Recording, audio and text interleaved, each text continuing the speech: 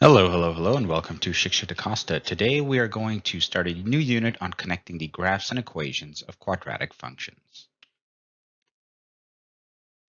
In this unit, we'll demonstrate that we understand what a function is, and we'll also make connections between the numbers, the graphs, and the algebraic representations of quadratics.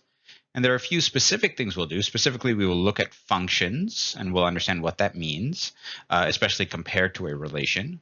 We'll also learn what the domain and the range of a function is, and we'll explain any restrictions on those. From there, we'll start to look more into quadratic. So when we have a quadratic that's in this form, which is known as vertex form, can you actually start to sketch that? And can you describe and determine what these three numbers, a, h, and k, what they will do to actually transform a quadratic that looks like x squared? And then finally, can you go between vertex form and standard form and even factored form? And can you go between all three of these in order to sort of tell us what is the information that can be obtained from them, as well as how to sketch the graph, even if you were given the equation in standard form? To start off, try graphing these three equations using some sort of graphing technology. My recommendation is using Desmos, and then think about and study those graphs and ask yourself what you notice. So you can go ahead and pause the video here and do that.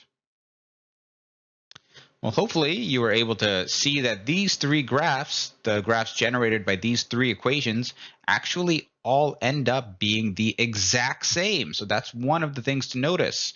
The graphs all seem to have the same x-intercepts, the same y-intercept, and the same vertex.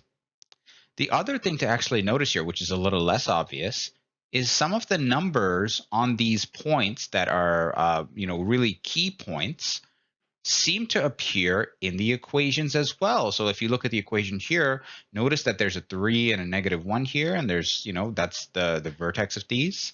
Over here, we see a 4 and a 2, and yes, we see a 4 and a 2 as well here. And finally, that number 8 also appears over here. So not every single number, right? The 6 doesn't really appear anywhere. And although some numbers are slightly different, whereas they show up as negative, sometimes maybe they're positive in the equations, they do show up, which is kind of an interesting thing to notice.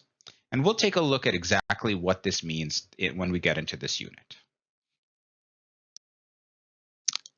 Sometimes two or more relations can actually create the same graph. And what that means is for any value of x, the value of y is the exact same for all of those different relations.